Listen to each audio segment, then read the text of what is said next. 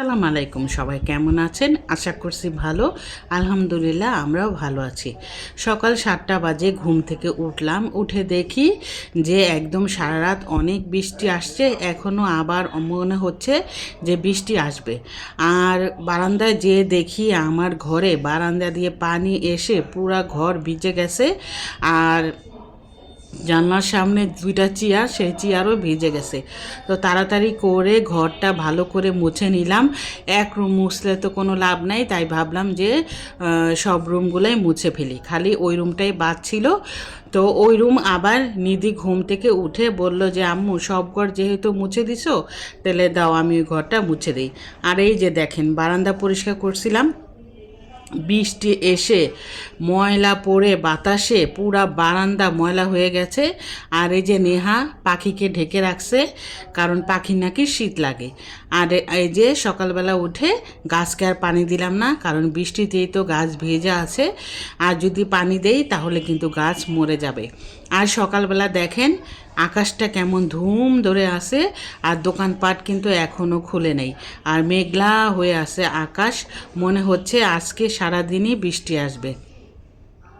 আর সকালবেলা ঘুম থেকে উঠে এখন ভাবলাম যে নাস্তাটা বানাই ফেলি, আর নিধির বাবাকেও ঘুম থেকে উঠাই নাস্তা খাওয়ার জন্য। আজকে ভাবলাম যে অনেক দিন আগে পোলাও রান্না করছিলাম, সেই পোলাও না অনেক রয়ে গেছে, সেগুলা আবার বের করলাম ফ্রিজ থেকে। আর এই রুমটা দেখছেন পুরা অন্ধকার হয়ে আছে, মনে হচ্ছে না রাত 10টা বাজে। আর যখন লাইট জ্বালাই তখন আবার আলো হয়। আর এই যে বারান্দা দিয়ে দেখতেছি ঝিরিঝিরি কিন্তু বৃষ্টি হচ্ছে, আসলে ক্যামেরায় ওরকম বোঝা যায় না, বৃষ্টি কিন্তু ভালোই হচ্ছে। আর নিধির বাবা বলছিল যে ডিপের ভিতরে যে পোলাগুলা রাখছিলা সেগুলা দিয়ে ঢিলা খিচুড়ি রান্না করে ফেলো, তাই ভাবলাম যে ঢিলা খিচুড়ি রান্না করি। আর এই যে দেখেন প্রত্যেকটা রুম আমি ভালো করে মুছে পরিষ্কার করে নিছি। আর এই রুমে মেয়েরা সব ঘুমায় আছে। এখান দিয়ে পুরাটা ঘর পানি দিয়ে বারান্দার থেকে একদম পানি এসে পুরা ঘর ভিজে গেছিলো। তারপরে ঘর মুছে গোসল করে কাপড় ধুইলাম, বারান্দায় আবার বালতি ভর্তি কাপড় রেখে দিলাম। বৃষ্টি যখন কমবে তখন আমি কাপড়গুলা রোদে দিব, কারণ এখন যদি বারান্দায় দেই তাহলে কিন্তু বারান্দাটা কাপড় আবার ভিজে যাবে। আর এরই মধ্যে নিধির বাবা আবার ঘুম থেকে উঠছে। এই যে এখন আমি নাস্তা বানাবো, আর এই আমার বেলুন তোকটা আজকে ধুয়ে দিব ভাবলাম। এই যে দেখেন আমার ডিপ ফ্রিজের থেকে আমি এই পোলাওগুলা বের করছি, এটা দিয়ে মুগের ডাল দিয়ে আজকে খিচুড়ি রান্না করব। আর বৃষ্টির দিনে কিন্তু খিচুড়ি খাইতে কিন্তু ভালোই লাগে, তাই না? আর এই যে নিধির বাবাকে এখন ডাক দিয়ে বললাম যে উঠো, নিধির বাবা তো নাস্তা খেয়ে চলে গেল। আর আমি এখন কি করব, একটু চানাচুর নিলাম আর বসে বসে চানাচুর খাচ্ছি আর টিভি দেখছি। কে কে আমার মতো করেন বলেন তো? চানাচুর কিন্তু আমার খুবই ভালো লাগে, এর জন্য আমি চানাচুরটা অনেক পছন্দ করে খাই। এর জন্য টিভি দেখতেছিলাম আর খাচ্ছিলাম, মেয়েরা ঘুমাচ্ছিল। তো অলরেডি নিধির বাবা আবার আসলো, ঘরে মুগের ডাল ছিল না। নিধির বাবাকে বললাম যে 1 পা মুগের ডাল নিয়ে আসো, সেটা দিয়ে রান্না করি। নিধির বাবা আবার মুগের ডাল আনলো। তো এখানে আমি আবার পেঁয়াজটা লাল করে আদা রসুন জিরা গুঁড়া হলুদের গুঁড়া মরিচের গুঁড়া একসাথে মিক্সড করে দিয়ে দিলাম। আর নেহা গতকালকে আবার মন খারাপ করতেছিল, বলল যে আম্মু দেখো, যখনই ভালো কিছু হয় বা কোনো ঝামেলা হয় তখনই আমার পরীক্ষা থাকে। ওর আবার 7 তারিখে পরীক্ষা, সবাই আমার মেয়ের জন্য দোয়া করবেন। আলহামদুলিল্লাহ আমার বড় মেয়ে নেহা, ওর জন্মদিন, সবাই আল্লাহ পাকের কাছে দোয়া করবেন আল্লাহ জানি আমার 2 মেয়েকে নিয়ে খাদ দান করে এবং সুস্থ রাখে। আর এই যে দেখেন এই রুম থেকে আবার মেয়েরা ঘুম থেকে উঠে গেছে, আমি আবার এই রুমের বিছনাও ঝেড়ে নিলাম ভালো করে, বিছনা ঝাড়া আমার শেষ। আর ওই রুমের ভাবলাম বিছানার চাদরটা আজকে চেঞ্জ করব। অনেক দিন ধরে চেঞ্জ করব করা হয় নাই। আর ওই রুমেতে যেহেতু কেউ ঘুমায় না, এজন্য চাদরও ময়লা হয় না, কিন্তু অনেক দিন হয়েছে চাদরটা নোংরা হয়েছে। এই যে দেখেন রান্নার পাশাপাশি কিন্তু আমি ঘরটাও গোছানোর চেষ্টা করি। অনেকে কি করে রান্না করতে থাকলে তো রান্নাই করে, ঘর গোছায় আবার পরে, কিন্তু আমি কি করি রান্নার পাশাপাশি ঘরটাও গুছাই ফেলার চেষ্টা করি। আর এই যে দেখেন অনেক কাপড় জমছিল, চেয়ারের উপরে আমার ঘরে কাপড় থাকবেই। মানে চেয়ার মনে হয় কি আমার একটা আলমারি, এই অবস্থা। একদিন পর পরই আমি চেয়ারে সব কাপড়গুলা গুছায় রাখি, তারপরেও পরের দিন দেখি আবার সেই একই রকম হয়ে গেছে। তো যা বলতেছিলাম, তো আমার মেয়ের 7 তারিখে জন্মদিন, ও আবার ওর 7 তারিখে পরীক্ষা। তো ওর যখন মানে আমার ঘরে দেখছি আমার মা যখন মারা গেছে সেদিনও ওর সমাপনী পরীক্ষা ছিল 5-এর। আবার ও দাদি যেদিন মারা গেছে সেদিন ওর 8-এ আসসালামু আলাইকুম, সবাই কেমন পরীক্ষা ছিল। আছেন? আশা করছি ভালো। এই যে দেখেন, আজকে আমি ছাদ থেকে ব্লগ শুরু করলাম। এত বাতাস, এই যে দেখেন কি বাতাস, বুঝছেন? কত সুন্দর গাছ, বড় বড় কাশফুলের মতো। এগুলো কিন্তু কাশফুল না, কিন্তু দেখতে দেখা যাইতেছে কাশফুলের মতো। এই যে এখানে আছে। আসলে আমাদের বিল্ডিংয়ের কাজ হয় নাই তো পুরা, এর জন্য ছাদটা এলোমেলো। এই যে দেখেন, আমি ফার্স্ট ছাদে উঠলাম এই বাসা আসার পরে। আর এই যে দেখেন আম গাছ, আপনাদের যে দেখাই না বারান্দা থেকে, এই যে দেখেন, দেখছেন এই যে এখন দেখা যায় আমগুলা। এই যে দেখেন, এই গাছে অনেক আম ধরছে। আর ওই যে ওই বাসায় সারাক্ষণ কাক চিলাইতেই থাকে। আর কুকুরের জন্য তো বাসায় যাওয়া যায় না, ওই বাসায় ছিলাম আমরা। আর এই যে ছাদ থেকে দেখেন ভিউগুলা, এই যে অনেক বাতাস। সাইডে যাব না বেশি, প্রচণ্ড বাতাস, ঠান্ডা ঠান্ডা ওয়েদার। আকাশটা মাশাআল্লাহ অনেক সুন্দর লাগতেছে। আর এই যে 2টা টাঙ্কি, ছাদটা বেশি বড় না, ছোট, বেশি বড় না। আমি আজকে ফার্স্টে আসলাম, তাই ভাবলাম যে আপনাদের সাথেও শেয়ার করি। এই যে দেখছেন ছাদটা, আকাশটা কিন্তু মেঘলা। ওই পাশে দেখেন কত গাছ লাগাইছে, দেখছেন দেখা যায়? আসলে আমি সাইডে যাইতে পারতেছি না।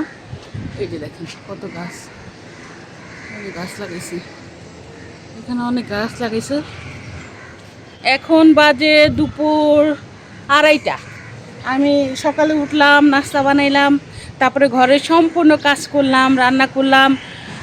আর ভাবলাম যে অনেক দিন ধরে ভাবছিলাম যে ছাদে আসবো। আর এই তো দেখেন এই ফুলগুলা মনে হয় কি ঘাস ফুলের মতো, তাই না? অনেক সুন্দর লাগতেছে। একটুখানি বালির ভিতরে দেখেন, বালির ভিতরে এই গাছগুলো উঠছে। একটুখানি বালি, তারপরে এই গাছগুলো উঠছে। এই যে দেখেন, ছাদে কিন্তু অনেক বাতাস। মাশাআল্লাহ, দুনিয়াটা আল্লাহ ঠান্ডা করে দিচ্ছে, শীতল করে দিচ্ছে। আল্লাহ চাইলে কি না পারে, তাই না? দেখেন কত বাতাস, আমার উন্নাস উড়াই নিতেছে। মাশাআল্লাহ মাশাআল্লাহ মাশাআল্লাহ, অনেক ভালো লাগতেছে। বাসায় অনেক বাতাস। আমি আসি রে, ফার্স্ট ছাদে আসলাম। ছাদটা বেশি বড় না, তারপরও ভালো লাগে। বাচ্চাদের নিয়ে আসি না, কারণ ছাদে চারপাশ দিয়ে ওয়াল নাই তো, এই জন্য ভয় লাগে। আবার মেয়েরা বড় হয়ে গেছে, তারপরও যেহেতু বৃষ্টি পড়ে বাচ্চাদের নিয়ে আসবো না। তো আজকে কি করলাম সব দেখতে থাকেন আমার ব্লগটা, আশা করি ভালো লাগবে। এখন আমি বাসায় যাব, চলেন আমার সাথে। দেখছেন বেশি বড় না, গেটটা লাগাই দিই, অন্ধকার হয়ে গেছে। হ্যাঁ, গেটটা না লাগাই দিলে দেখা যাব বাতাসে গেট বাইরেতে থাকবো, শব্দ করবো, দারোয়ান তো নাই। আমাদের 5তলায় ছাদ, আমি তো 3তলায় থাকি, আর এটা 5তলায় ছাদ। তো চলেন বাসায় যাই, আবার কথা বলবো আপনার। তো জন্মদিনে কিছুই করি না, আমি ঘরে কোনো রকম মেয়েদের নিয়ে একটু পোলাও মাংস রান্না করি আর ছোট্ট একটা কেক এনে কেটে ফেলি। আবার তো তাও করি নেই, বড় মেয়ের জন্য কেকও আনি নেই। বড় মেয়ে একটু মন খারাপ করছিল, তো দেখি আলহামদুলিল্লাহ আল্লাহ কি রাখছে কপালে। তো এই যে দেখেন আমার ঘর কিন্তু পুরা গোছানো হয়ে গেছে। আর এই যে দেখছেন আমার খাটের জাজিমটা কিন্তু ভালো করে, যারা ঘর পাল্টাইছে তারা কিন্তু ভালো করে জাজিমটা খাটে বসায় নেই, এর জন্য উঁচা নিচা হয়ে আছে। আর জন্মদিন কিন্তু আমি করি না। আর এর জন্য মেয়েরা ঘরে থাকে, মেয়েদের জন্য কিছু 2 বোন কেক কাটে, আনন্দ করে এই। আবার মাঝে মধ্যে এটাও করি না, এবার মনে হয় না করা হবে, জানি না আল্লাহ কি রাখছে কপালে। তো মেয়ে বললো যে কোনো টেনশন করো না, আমার জন্মদিন করা লাগবে না, আমার আর তুমি আর নিধি আর বাবা আমাকে তোমরা দোয়া করো জানি আল্লাহ আমাকে সুস্থ রাখে। আর এই যে দেখেন খিচুড়ির জন্য আমি মুগের ডালটা ভালো করে কষায় নিচ্ছি, তারপরে আমি যে পোলাওটা আছে সেটা দিয়ে দিব। খিচুড়ি একটু লেটকা লেটকা হবে, এতগুলা পোলাও চাল বলেন ফেলে দিব বলেন, এর জন্য আমি ডিপে রেখে দিছি। এটা কিন্তু অনেক দিন হয়েছে রান্না করছি, তারপরে দেখেন নষ্ট হয় নাই। আজকে কিন্তু আমরা এগুলাই খাওয়া দাওয়া করব। আমরা মেয়েরা দেখেন সংসারের জন্য শ্বশুর শাশুড়ি সন্তান স্বামীর জন্য কত কষ্ট করি, ওরা কি খাবে, ওরা কি পছন্দ করে, ওরা কীভাবে ভালো থাকবে। দিন শেষে যখন আমাদের বয়স হয়ে যায় তখন দেখি আমাদের পাশে কেউই থাকে না। আমাদের মেয়েদের জীবন এরকমই হয়, তাই না? আর এই যে দেখেন চিনি, নিধির বাবা যখন চিনি আনে আমি একটু একটু করে জমায়া তারপরে দেখেন মাশাআল্লাহ এতগুলা করছি। তো এইভাবেই আমি অল্প অল্প করে জমায়া তারপরে আলাদা রেখে দিই। যখন নিধির বাবা আবার মাঝে মধ্যে ওর কাছে টাকা না থাকে তখন আমি সেগুলো আবার বের করে আর কি খাই। এভাবেই করার চেষ্টা করি। আসলে আমাদের মধ্যবিত্ত ফ্যামিলি কিন্তু এরকমই করা উচিত। আমি কিন্তু চালও 1 মুঠ করে রেখে দিই, তারপরে যখন নিধির বাবা মাঝে মধ্যে চাল না আনে, দেখা যায় ওকে আমি 3 দিন আগে থেকে চাল আনার কথা বলি, ও দেখা যায় কি 1 সপ্তাহ পর আনে। তখন আমি কি করি, আমি যে চালগুলা জমায় রাখি সেগুলা দিয়ে আমি চালাই। কারণ আমি জানি যে ও কাজ করে, অনেক সময় টাকা পাইতে ওর দেরি হয়, আর তখন কিন্তু ওকে চাপ দিলেও কিছু করার নাই। তখন আমি কি করি, আমি যেগুলা জমায় রাখি সেগুলা দিয়েই সংসার চালানোর চেষ্টা করি। আমি দেখেন মুরগিও যখনই আমি মুরগি আনে নিধির বাবা, আমি কি করি 2 পিস করে আলাদা একটা বাটিতে রেখে দিই।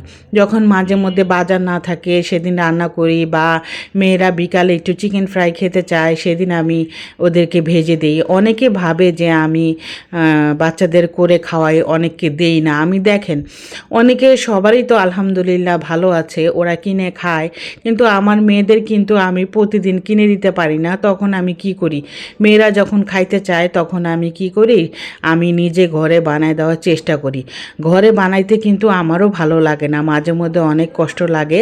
তারপরেও দেখি যে হাজব্যান্ডের অনেক চাপ পড়ে যায়, এর জন্য আমি ঘরে বানানোর চেষ্টা করি। তাই বলে এই না যে আমি বাইরের খাবার ওদেরকে খাওয়াই না। হ্যাঁ, যখন নিধির বাবার কাছে টাকা থাকে তখন আবার নিধির বাবা মাঝে মধ্যে ওদেরকে বাইরে থেকে এনে কিনে খাওয়ায়, কিন্তু খুবই কম। যারা আমার রেগুলার ভিডিও দেখেন তারা তো জানেন যে আমি সব সময় বাচ্চাদের ঘরে নাস্তা বানায় দেওয়ার চেষ্টা করি।